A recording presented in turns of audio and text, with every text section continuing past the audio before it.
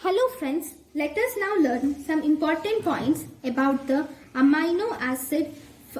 about the protein fibrillin. This protein is a glycoprotein, and this fibrillin glycoprotein is a structural component of microfibrils.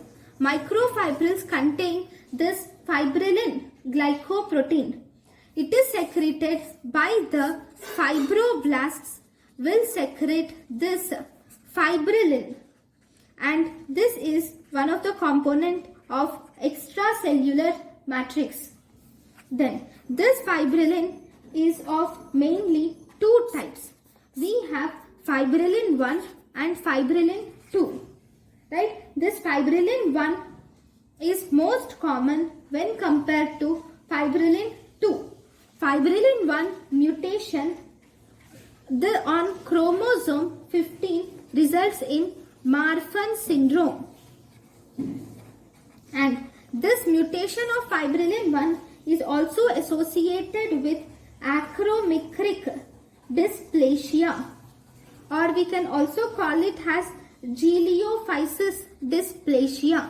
It's okay even if you do not remember this acromicric or giliophysis dysplasia, but this is very important. You should remember that mutation in type 1 fibrillin results in Marfan syndrome on chromosome 5. This is important.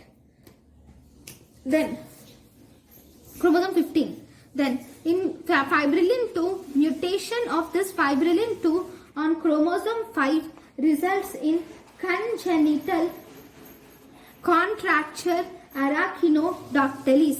As the name shows, it has a number of contractures are present. So mutation in chromosome 5 causes congenital contracture arachidoctaly is present in this fibrillin type 2.